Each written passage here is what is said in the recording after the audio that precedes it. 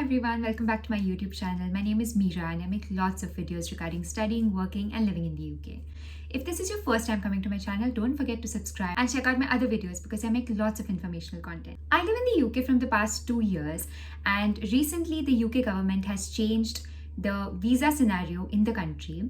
So until 2024, everybody on a visa in the UK had something called as a BRP card, which was basically the proof of your visa status in the UK. But at the end of 2024, the UK government scrapped the BRP cards and started something called as an eVisa. So that just means that your visa is not going to be in the form of a physical card, but instead it's going to be online. Now what people need to do is they need to go on the government website and sign up with this service and input all of their details so that the service recognizes them, and they also need to connect their passport, their old BRP card, all of these things in the eVisa account. Only after you have connected all these details will you be able to travel to and from the UK. So I recently traveled outside the UK for the first time using my eVisa, and I thought that making this video is really important because even I was really confused since this whole process is new and I've never really gone with this process to any other country before. I basically had to attend a conference in the United States and I traveled from London to Dallas in the US. I went there for just a week and I was really concerned about how the visa process is going to work out. So what I did was I took a printout of my eVisa page and basically it generates a share code which shows you the visa status, and when somebody puts your share code and your date of birth, they will get all of your immigration details.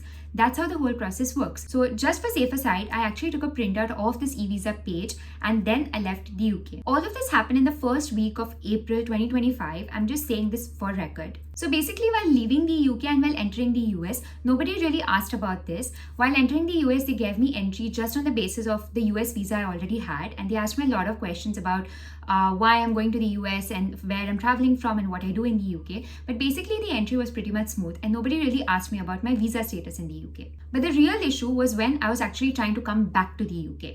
That's when something really confusing happened with me. Because the visa procedures have changed a lot in the UK, it gets a bit complicated for people who are trying this for the first time. So I would suggest any students who are coming to the UK to make sure that they sort this out and watch this video and any other similar videos which will give you resources on traveling smoothly to the UK. And also because you're already going to be confused with the new process, it's better that you sort out your other things in the UK in advance before you come. So all of the students who are planning to come to the UK and have not booked their accommodation yet, make sure you check out this site called amber.com, because this site basically provides student accommodations which are really reliable and safe. I myself had checked this out once I was going to come to the UK for the first time, and it's so important for students to sort out their accommodation before they land to the UK, because there are so many other such things related to visa and all of the other complications that happen, that at least if your accommodation is sorted out, you're going to be tension free.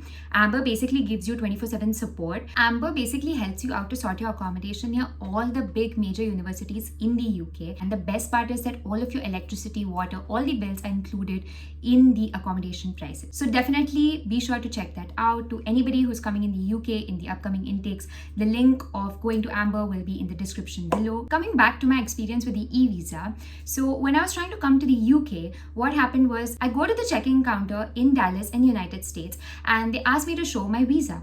I told them that I don't have a physical visa because the UK has stopped those, and instead I have an eVisa. So then I basically opened the screenshot in my phone with my share code and I showed it to them. And I also had the printout like I mentioned, just as a safer side if something happened to my phone. After I showed the share code to them, the lady officer in front goes like, "I've never heard about something called as a share code and I don't know what this is." And I was a bit concerned because I was already new to this whole thing and I've never really traveled with the eVisa before. And then I tried my best to explain to her that the UK is going kind of on an online mode and they want to digitalize the whole visa process. That's why we have something called as an eVisa, and this is basically a share code. And if she can verify it with the share code, she can actually get my immigration status. But she said she doesn't have any means to actually check anything through a share code. Then after that, she actually started asking her colleagues who work nearby, and I guess also a senior manager, and they really didn't know anything about a share code. And even the people who work for the actual UK department at the airport didn't know anything about a share code. And I was really explaining it to them. I was even trying to show them the printout I had as proof, but they just had no idea. Then eventually, after a lot of talking and explaining, they actually called somebody else from the office, and that person did know what the share code is. And then that person said that I should not give the share code or show the proof of the share code, but instead I need to show the actual homepage of the eVisa, and that is the way it's going to be verified. I was really glad that at least somebody knew what to do, and at least they were ready to check my visa. So then I quickly went to the eVisa website, I logged in and I showed the actual home page, and after showing it, they verified my details and they let me go. But what I understood from this whole experience was that just generating your share code and taking a printout of that page is not enough. You should actually have a proof of the home page, and I really suggest everyone to take a printout of this, because just in the case that you do not have access to internet, it's going to be a huge problem. The first thing I thought was that if I didn't have internet at the airport, I don't know how I would have logged in, and of course somehow I would have managed the situation, but it would have been even more complicated to actually ask people to log in my account. So I would really suggest everyone to actually take a printout of the home page and a screenshot as well, not just of the share code, because a lot of the airports do not know about this yet, since it's a very new process and UK has just introduced it. Then that got sorted and I sat in the flight and I arrived to the UK. Once I entered the UK, I just literally had to stand in immigration line. I showed them my passport and they let me in. No questions asked, because the eVisa is connected with the passport, and obviously the UK airport staff is aware of the whole process. So there was no complication in the UK at all, and they just let me go. What I can say is the eVisa is really convenient, and it's definitely going to improve things for immigrants in the UK, because you don't have to speak much or say anything, and they have all of your records based on your passport.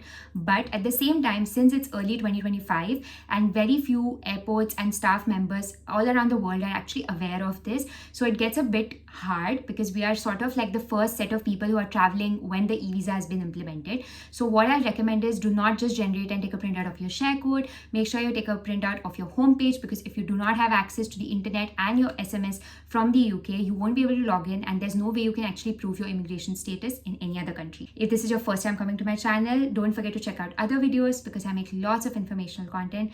Thank you so much and see you next time.